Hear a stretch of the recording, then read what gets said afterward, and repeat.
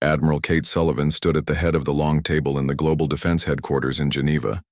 The room was filled with Earth's best military minds, all waiting to hear about humanity's first contact with the galactic community. Though our news was not good. They rejected us, Jake Morrison said, his voice tired but determined. The Galactic Council thinks we are too weak and too primitive to help them fight the Void Seekers. They laughed at us. General Ben Rodriguez slammed his hand on the table. Laughed at us? After everything our species has survived? After all the wars we have won against impossible odds? Dr. Lisa Parker stood up and activated a holographic display showing the alien species they had met. The problem is not that they underestimate our courage or our intelligence. The problem is that they only see our physical limitations. They cannot imagine that weakness can become strength. Colonel Amy Chen looked at the data streaming across her tablet. I have been monitoring their military communications since you returned. Their battle plans against the Void Seekers are exactly what you would expect from advanced civilizations. Massive fleets, overwhelming firepower, direct confrontation. Dr. Peter Blake, the strategic analyst, brought up a star map showing the locations where the Galactic Council had fought the Void Seekers. Red markers showed defeats. Yellow markers showed draws. There were no green markers for victories. Look at this pattern, Peter said, pointing at the display. Every time the Council forces meet the Void Seekers in direct combat, they lose. The enemy adapts to their tactics faster than they can change them. The aliens are fighting a thinking enemy with techniques that work against mindless opponents. Admiral Sullivan walked around the table, studying the faces of her officers. The question is, what do we do about it? We were told to go home and leave galactic affairs to others. Do we listen? Commander Ryan Kelly laughed bitterly. When has humanity ever listened when someone told us we could not do something? When they said we could not fly, we built airplanes. When they said we could not reach the moon, we built rockets. When they said we could not survive in space, we built space stations. Colonel Amy Chen activated another display, this one showing Earth's military projects. For the past 5 years, we have been working on something called Project Resilience. We designed it assuming that humans would always be the weakest species in any conflict. The display showed sleek ships that looked nothing like the massive alien vessels they had seen at Nexus Prime. These human ships were smaller, faster, and covered with sensors and communication arrays instead of heavy armor and giant weapons. We built everything knowing we are vulnerable, Amy continued. Our ships have backup systems for their backup systems. Every component can be quickly replaced or repaired. Our weapons are designed to be adaptable rather than powerful. Our tactics assume we will be outnumbered and outgunned. General Rodriguez studied the ship designs. These look more like exploration vessels than warships. That is exactly the point, Amy replied. We cannot match alien firepower, so we do not try. Instead, we focus on what humans do best. We adapt, we improvise, we think our way out of problems instead of fighting our way out. Dr. Lisa Parker brought up her biological studies of the alien species. During our time at Nexus Prime, I observed how the different species think and act. The Krokan are incredibly strong and tough, but they think in straight lines. Honor and direct confrontation are everything to them. The Zentari are precise and logical, but they cannot handle chaos or unpredictability. The Etherians are energy-based and very intelligent, but they follow patterns that can be predicted. Admiral Sullivan nodded slowly. So they all have strengths that are also weaknesses. Exactly, Lisa said. And the Void Seekers have been exploiting those weaknesses. Every species fights the way their nature tells them to fight. The Void Seekers adapt to counter that nature, but humans fight differently because our nature is different. Dr. Peter Blake pulled up tactical simulations. I have been running computer models based on the battle reports from Galactic Council forces. Every time they face the Void Seekers, they use the same basic approach: form battle lines, coordinate massive firepower, advance in formation. It is textbook military strategy for conventional warfare. But this is not conventional warfare, Jake Morrison said. The Void Seekers are not a normal enemy. They change and adapt during battle. By the time the aliens figure out how to counter their new tactics, the Void Seekers have already evolved again. Admiral Sullivan made her decision. We are going to help them whether they want our help or not. Not because we want their approval, but because the Void Seekers threaten everyone, including Earth. Colonel Amy Chen stood up. I volunteered to lead the mission. My ship, the Defiant, is ready for deployment. It has all the latest adaptive technology and a crew trained in unconventional tactics. No, Jake Morrison said. This was my mission, from the beginning. I will take the Defiant and show the galaxy what humans can do when everyone says we cannot do anything. Admiral Sullivan looked around the room. This is not an official mission. If you fail, Earth will deny any knowledge of your actions.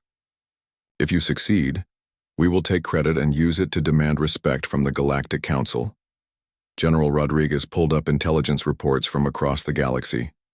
According to our sources, the Council is planning a major offensive against the Void Seekers at a system called Kepler's Edge. They are gathering their largest fleet ever for what they believe will be the final battle.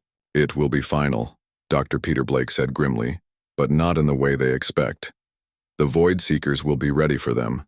They always are. Jake Morrison looked at his original team from the diplomatic mission. Dr. Parker, Commander Kelly, are you with me? Lisa Parker nodded. Someone needs to study the Void Seekers up close. We need to understand how they adapt so quickly. Ryan Kelly grinned. I would not miss the chance to show those armored Krokan warriors how real soldiers fight. Admiral Sullivan activated the room's main display, showing a view of Earth from space. Humanity has been the underdog for our entire history. We survived ice ages that should have killed us. We defeated diseases that should have wiped us out. We ended wars that should have destroyed our civilization. Every time someone or something tried to break us, we found a way to become stronger. Colonel Amy Chen began uploading the Defiant's crew roster. Lieutenant Sam Turner for navigation, Chief Engineer Maria Santos, Lieutenant Commander Nick Barnes for tactical operations. All volunteers who understand this might be a one-way mission. The Galactic Council thinks we are too fragile to help them, Jake said, standing up and looking at each person in the room. They think our short lives and weak bodies make us useless in a real war. They are about to learn that fragile things, when they refuse to break, become the strongest things in the universe.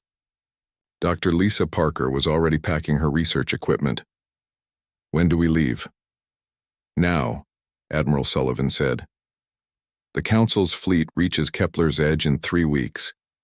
We need to be there first to study the battlefield and the enemy. This time, humanity fights on its own terms. As the meeting broke up and the officers rushed to prepare for humanity's first real space battle, Admiral Sullivan remained behind, looking out at the stars. They called us fragile, she whispered to herself. They have no idea what fragile means. Abandon your formations, Jake Morrison told War Chief Thakmore over the communication channel. Stop fighting like soldiers and start fighting like you have nothing left to lose. That is madness, the Krokan commander replied, but his voice carried doubt. Around him, his perfectly organized fleet was being torn apart by an enemy that countered every logical move they made. Exactly, Jake said. Madness is something they cannot predict or copy. Your honor and discipline are being used against you. Fight without honor. Fight to survive. The Defiant continued its chaotic dance through the battle zone, avoiding enemy fire through sheer unpredictability.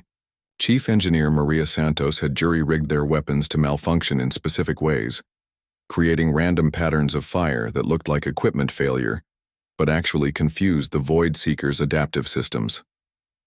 Dr. Lisa Parker was studying the enemy ships through her instruments. Captain, I am seeing something interesting. When we act unpredictably, the Void Seekers slow down their adaptation process. They seem to be trying to find patterns in our behavior, but since there are no patterns, they keep failing. Lieutenant Commander Nick Barnes was monitoring the larger battle. The alien fleet is losing ships faster now. The Void Seekers have adapted to counter their standard tactics completely.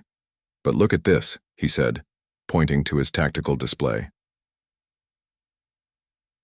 Oh no. The screen, Several Void Seeker ships were clustered around the area where the Defiant had been operating. They were moving in confused patterns, trying to predict where the human ship would appear next. Their adaptation systems were working overtime, but with nothing logical to adapt to, they were essentially spinning their wheels. Lieutenant Sam Turner had an idea. What if we help the aliens break their own patterns? Not just tell them to fight differently, but show them how. Jake nodded. Do it. Broadcasting on all frequencies. Sam opened channels to every ship in the alien fleet. All vessels, this is the Earth ship Defiant. We are transmitting our tactical approach. Do not try to understand it. Do not try to improve it. Just copy exactly what we do, no matter how stupid it seems. The first alien ship to try the human approach was a damaged Krokan vessel whose captain had nothing left to lose. Instead of the precise, honorable combat maneuvers his people were famous for, he began flying in wild loops and firing his weapons at empty space. The Void Seeker ship that had been destroying him suddenly hesitated. Its adaptive systems could not process the illogical behavior. For the first time in the battle, an alien ship survived a direct confrontation with the enemy. War Chief Thakmor watched from his flagship as one of his subordinates succeeded using human tactics. His pride as a warrior battled with his duty to his crew. Finally, duty won. All Krokan vessels, he announced, his voice heavy with reluctance. Implement the human tactical approach. Fight without honor. Fight to survive. Across the battle zone, Krokan ships began abandoning their formation flying. Instead of coordinated attacks, they started firing randomly and moving in chaotic patterns. Their weapon systems, designed for precision, were deliberately set to malfunction in unpredictable ways. The Zentari took longer to adapt to human methods. Their crystalline nature valued mathematical precision above all else. But as more of their ships were destroyed by Void Seeker weapons that exploited their logical patterns, desperation overcame their programming. A Zentari vessel began broadcasting random musical frequencies instead of tactical data. Another started flying in spirals that violated every principle of efficient space travel. Slowly, the crystal beings learned to embrace chaos instead of order. The Etherian ships were the hardest to convince. As energy beings, they naturally flowed in patterns that could be predicted and copied. But when they saw human tactics working for the other species, they began experimenting with random energy discharges and movement patterns that made no sense even to themselves. Dr. Lisa Parker was recording everything. The Void Seekers are starting to slow their adaptation rate significantly. They are designed to counter logical, advanced military tactics. Illogical, desperate survival instincts are outside their programming. Chief Engineer Maria Santos was pushing their systems to the breaking point. Captain, I have an idea, but it is completely insane. What if we broadcast our own fears and emotions directly at the enemy? Instead of hiding our feelings like proper soldiers, we show them everything we are afraid of. That sounds like the most human thing possible, Jake replied. Do it. Maria activated the ship's communication array and began transmitting raw human emotion. Fear of death, worry about their families back on Earth, anger at being underestimated, hope that they might actually survive this impossible battle. The emotional data stream was chaotic, contradictory, and completely irrational. The effect on the Void Seekers was immediate and dramatic. The enemy ships that had been adapting smoothly to alien tactics suddenly began moving erratically. Their systems, designed to process and counter logical military responses, could not handle the flood of contradictory human emotions. Lieutenant Sam Turner was monitoring their communications. The other ships are asking how we are doing this. They want to know our secret. Tell them the truth, Jake said. Tell them to be afraid, tell them to be angry. Tell them to hope for impossible things and worry about everything at once. Tell them to be human even if they are not human. The message went out to every surviving ship in the alien fleet. At first, there was confusion. The concept of broadcasting, weakness and emotion in the middle of battle went against everything these advanced civilizations believed about warfare.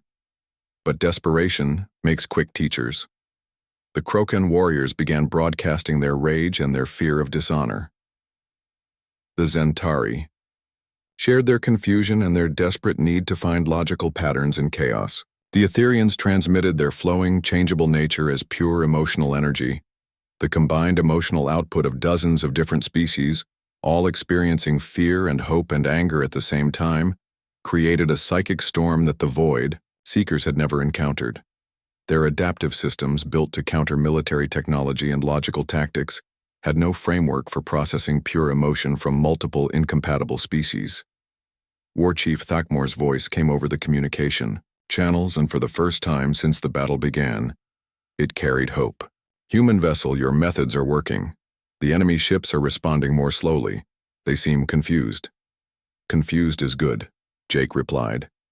Confused means they cannot adapt fast enough to counter us. Now we press the advantage. The Defiant led a coordinated attack that was completely uncoordinated. Random ships firing random weapons at random targets while broadcasting random emotions and flying in random patterns. By every rule of military science, it should have been a disaster. Instead, it was the first time in the war that the Void Seekers began to retreat. Their ships, unable to adapt to tactics that had no logic, started pulling back toward the edge of the system. Nick Barnes was monitoring the enemy fleet. They are regrouping, trying to find a new approach. But every time they start to adapt to our chaos, we change to different chaos. Dr. Lisa Parker made a discovery that changed everything. Captain, I found it. I found their real weakness. They are not just copying our technology and tactics. They are copying our psychology, our emotional patterns. But human psychology is too chaotic for them to process. We think with our hearts as much as our heads, and that kind of thinking cannot be programmed or predicted. Jake looked around at his crew. These people who the Galactic Council had called too fragile for war were winning a battle that the galaxy's greatest military minds could not win. Then we give them more of what they cannot handle, he said. We show them what happens when fragile things refuse to break. The Galactic Council's fleet was the largest gathering of warships in recorded history. Hundreds of massive vessels hung in space near Kepler's edge, their hulls gleaming with armor and bristling with weapons. War Chief Thakmor stood on the bridge of his flagship, the Ironheart, watching the final preparations for battle. Today we end this threat once and for all, he announced to his crew. The Void Seekers have terrorized the galaxy long enough. Our combined might will crush them completely. The Krokan ships formed the front line of attack, their heavy armor and powerful weapons designed to smash through any defense. Behind them, the Zentari vessels arranged themselves in perfect geometric patterns, their crystal hulls focusing energy beams with mathematical precision. The Etherian ships floated like glowing clouds, ready to unleash plasma storms that could boil away entire atmospheres. Captain Jake Morrison watched the alien fleet from a safe distance, the human ship Defiant hidden among the asteroids that gave Kepler's edge its name. His crew was small compared to the thousands of beings manning each alien vessel. Lieutenant Sam Turner monitored the communication channels while Chief Engineer Maria Santos ran final checks on their adaptive weapon systems. Look at them, Lieutenant Commander Nick Barnes said, studying the alien formation through their sensors. They are arranged like an old Earth naval battle from centuries ago. Neat lines, coordinated movements, overwhelming firepower, and direct confrontation. Dr. Lisa Parker was analyzing data from her mobile laboratory. The pattern is exactly what we expected. Each species is fighting according to their nature and their strengths. The problem is that the Void Seekers already know their nature. Dark space began to ripple near the edge of the system. The Void Seekers were coming. Jake had seen recordings of them before, but seeing them in person was different. Their ships seemed to absorb light itself, creating holes in space that hurt to look at. They moved in ways that defied physics, flowing like liquid shadow while maintaining the structure of solid matter. All ships prepare for battle, War Chief Thakmor's voice boomed across the communication channels. Remember, we fight for every world in the galaxy. Victory today means peace for our children. The alien fleet opened fire as soon as the Void Seekers entered weapon range. Brilliant beams of energy and streams of plasma lit up the darkness of space. The coordinated barrage would have destroyed any normal enemy fleet instantly. Against the Void Seekers, it had almost no effect. Jake, watched in fascination as the shadow ships began to change shape and composition in real time. Where the Krokan energy beam struck, the Void Seeker hulls became reflective, bouncing the attacks back toward their sources. Where the Zentari precision weapons hit, the enemy ships became crystal-like themselves, absorbing and redirecting the energy harmlessly. "They are adapting faster than I thought possible," Dr. Lisa Parker said, her instruments recording every change. "It is not just defensive adaptation. Watch this." The Void Seekers began their counterattack. Their weapons matched the alien technology perfectly, but used in ways the original designers had never imagined. Krokan-style energy cannons fired in chaotic patterns that bypassed heavy armor. Zentari-type crystal weapons ignored mathematical precision and struck at random intervals that confused the aliens' defense systems. Lieutenant Sam Turner was monitoring communications from the alien fleet. "The Krokan ships are taking heavy damage. Their formation is breaking apart. The Zentari are trying to recalculate their targeting patterns, but the enemy keeps changing faster than they can adapt." War Chief Thakmore's voice came over the channels. Again, but this time it was strained. "All ships maintain formation. Concentrate fire on the lead enemy vessels. Our armor will hold." But the armor was not holding. Jake could see Krokan ships breaking apart as Void Seeker weapons found weaknesses that should not have existed.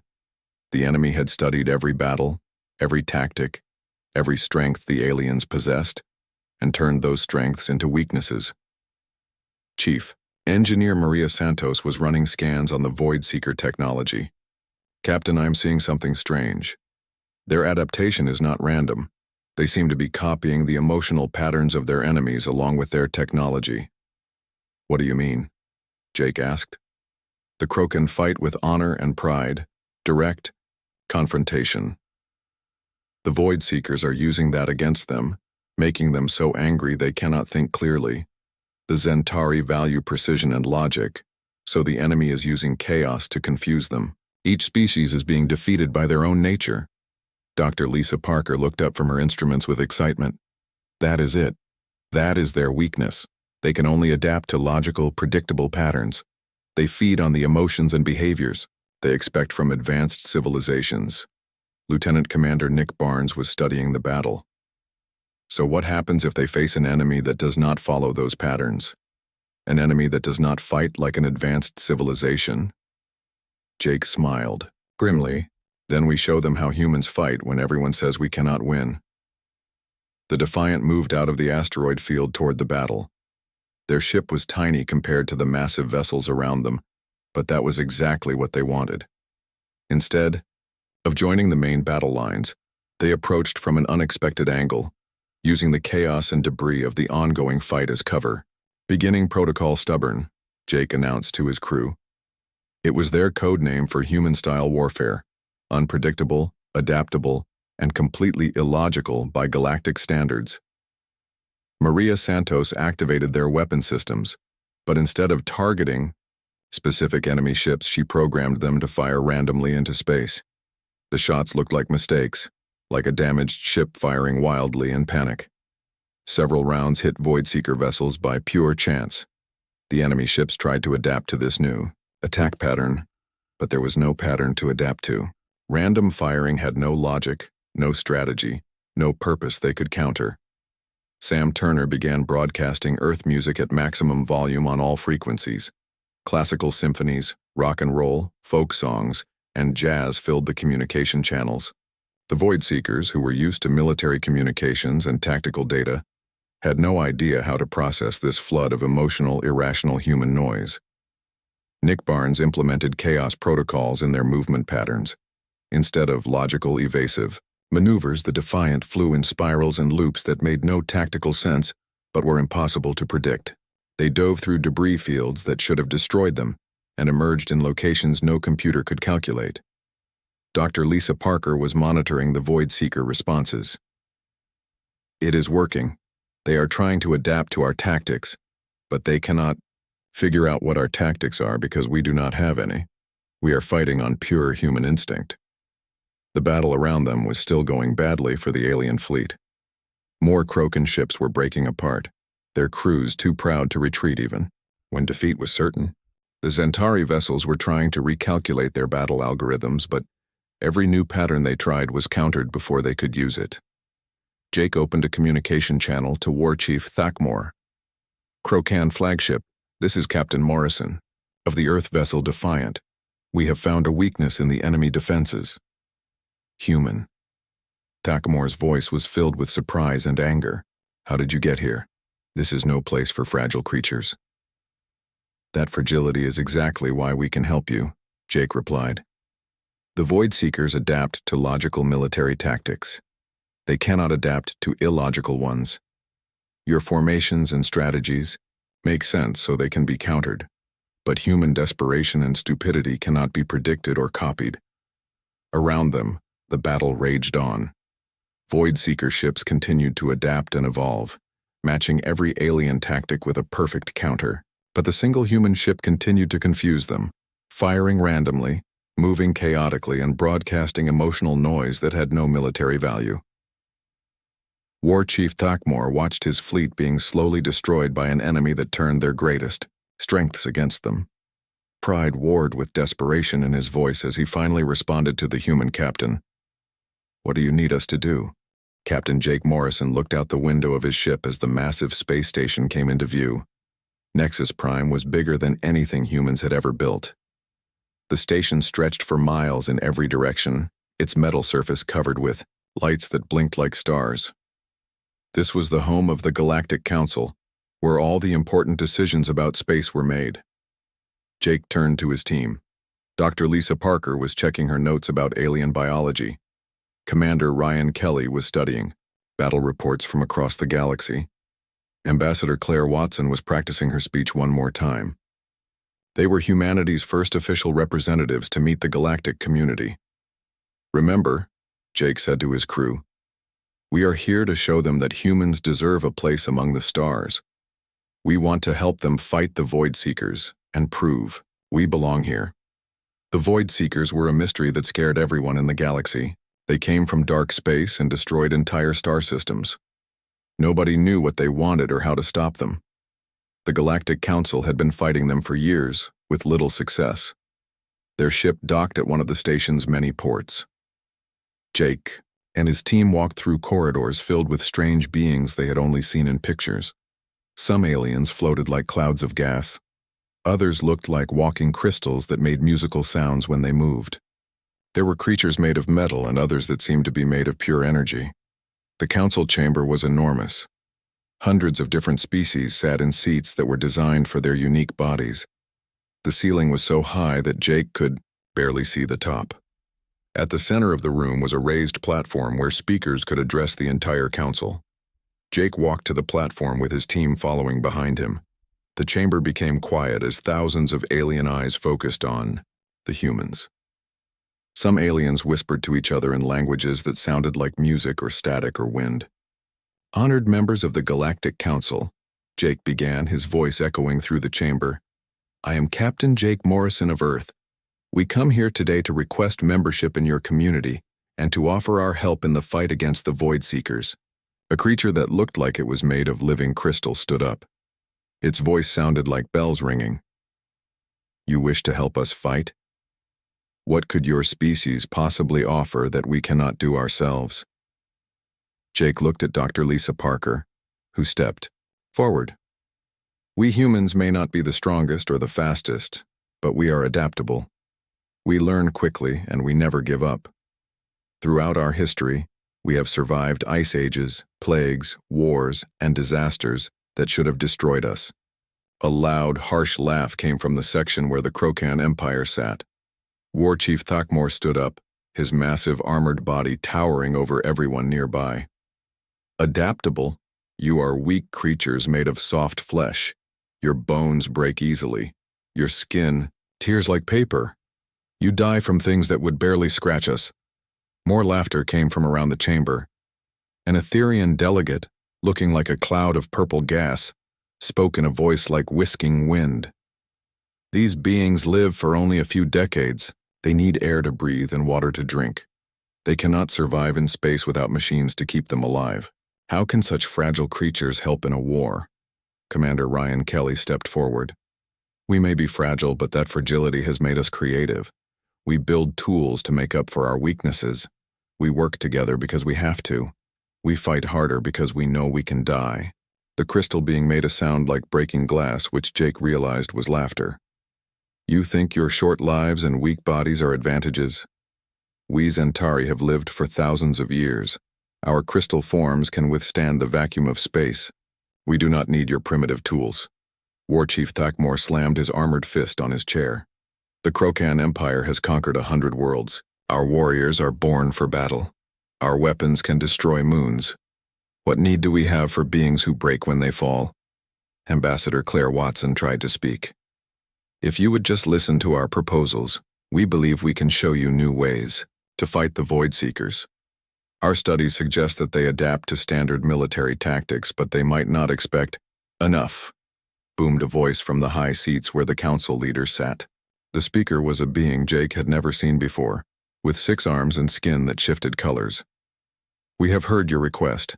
The council will now deliberate. The humans were escorted to a waiting area outside the chamber. Through the walls, they could hear the sounds of debate in dozens of alien languages. After an hour, they were called back inside. The 6-armed leader spoke again. The Galactic Council has reached a decision. Your request for membership is denied. Your species is too primitive and too fragile to be of any use to us. Return to your small world and leave galactic affairs to those capable of handling them. Jake felt anger rising in his chest, but he kept his voice calm. We understand your decision, but we believe you are making a mistake. The Void Seekers are unlike any enemy you have faced before. Traditional tactics have failed against them. You need new ideas, new approaches. War Chief Thakmor stood again. New approaches. We have the finest military minds in the galaxy. Our weapons are beyond your understanding. Our ships are mightier than your entire fleet. We do not need help from creatures who die if they do not eat for a few days. The Etherean delegate added, perhaps in a few thousand years, when your species has evolved past its current limitations, you may reapply.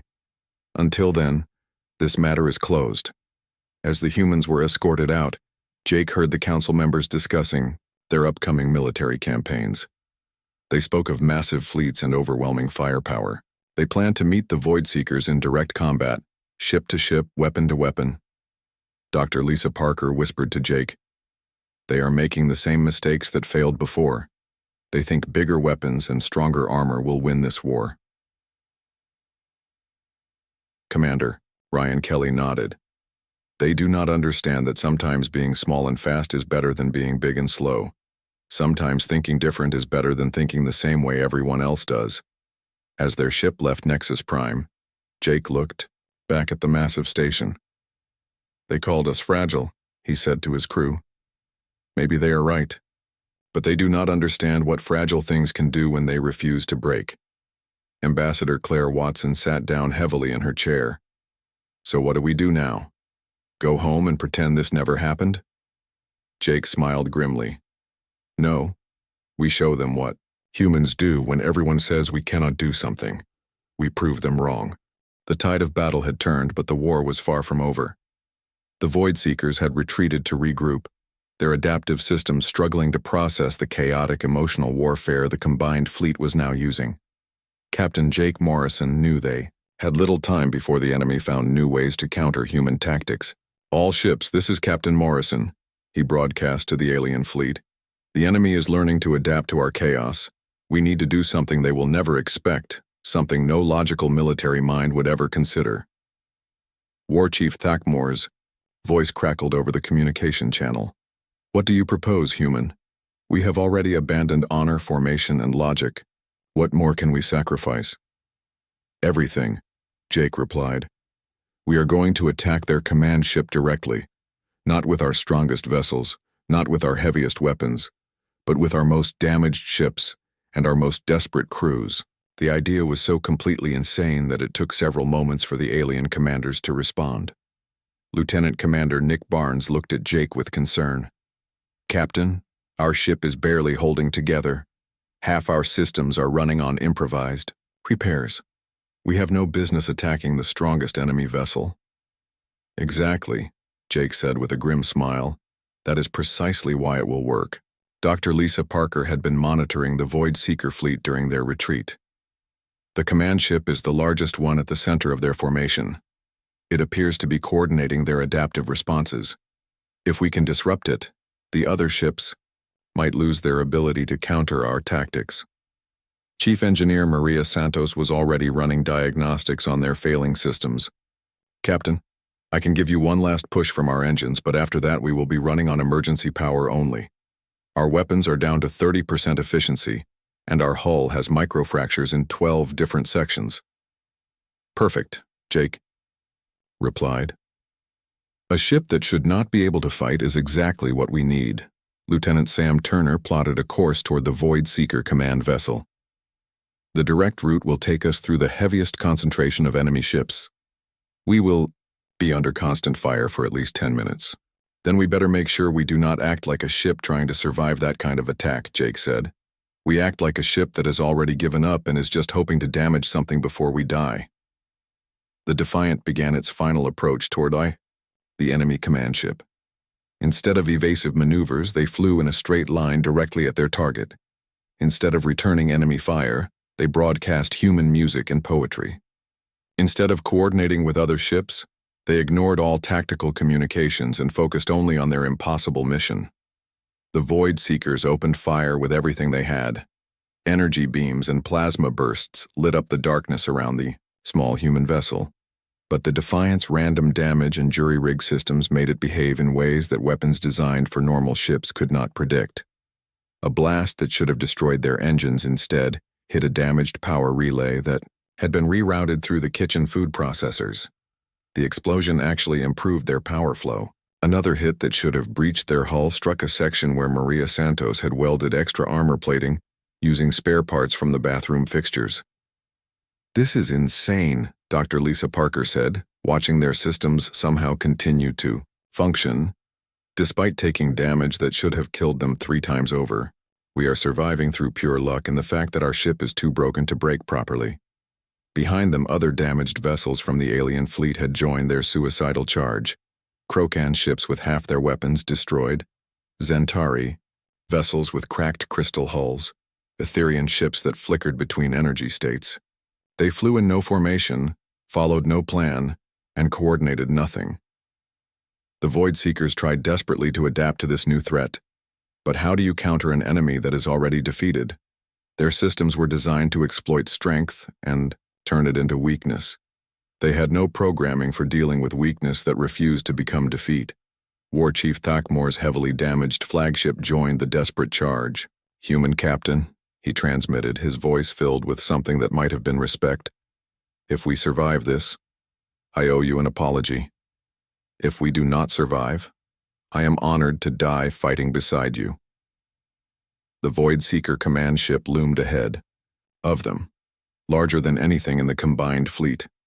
Its hull absorbed light and seemed to bend space around it. Weapons that could destroy moons jutted from its surface like the spines of some cosmic predator. "Maria, I need everything you can give me from our weapons," Jake ordered. "Captain, our main cannon is running on backup power and held together with spare wire. It might explode when we fire it." "Might explode is better than definitely will not fire," Jake replied. The Defiant closed to point-blank range with the enemy command ship. At this distance, missing was impossible, but surviving was equally impossible. Jake gave the order to fire everything they had left. Their damaged weapons discharged in a chaotic pattern that looked more like a malfunction than an attack. Energy beams fired at random intervals.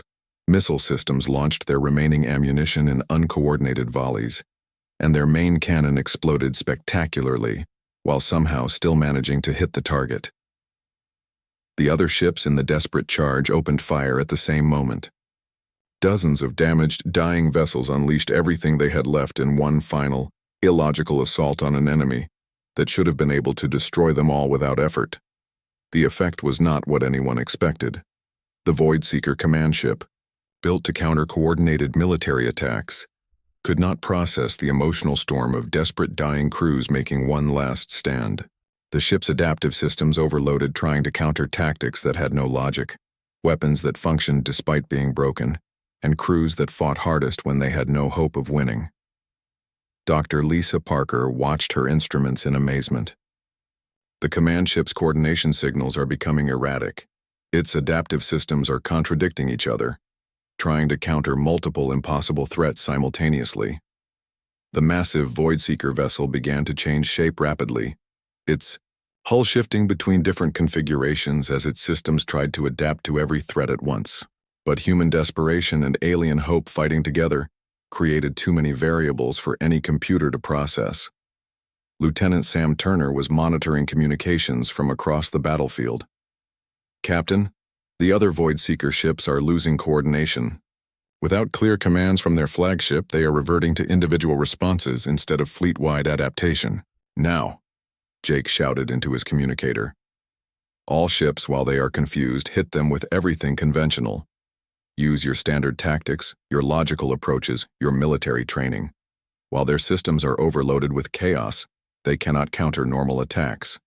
The surviving alien vessels, their crews exhausted but inspired by the human example of fighting impossible battles, launched a coordinated assault using traditional military tactics. The Voidseekers, their adaptive systems still trying to process. The emotional overload from the desperate charge could not respond quickly enough. One by one, the enemy ships began to withdraw toward dark space. Their command vessel, damaged and confused, led the retreat. For the first time in the war, the Voidseekers had been not just defeated, but driven away by an enemy they could not understand or counter. As the last enemy ship disappeared into the darkness between stars, the battered combined fleet began to assess the cost of their victory. More than half the alien ships had been destroyed or severely damaged. The human vessel Defiant was barely functional, held together by improvised repairs and sheer stubbornness. War Chief Thakmore's voice came over the communication channels, but now it carried a tone of wonder rather than command. "Human Captain, your species has taught us something we had forgotten. Sometimes the greatest strength comes not from being unbreakable, but from refusing to stay broken." Dr. Lisa Parker was still analyzing the battle data. "We won because we fought like humans," she said quietly. "We were afraid. We were desperate. We had no logical reason to believe we could succeed. But we tried anyway because that is what humans do." Jake Morrison looked around at his damaged ship and his exhausted crew. They had done something that the greatest military minds in the galaxy said was impossible. They had won a war not by being stronger than their enemies, but by being more human than anyone thought possible. "Set course for Earth," he ordered Lieutenant Sam Turner. "We have a report to make to the Galactic Council." As the Defiant limped toward home, Jake reflected on what they had accomplished. The galaxy had called humanity fragile, and they had been right. But they had not understood that fragile things, when they refuse to break, become the strongest forces in the universe.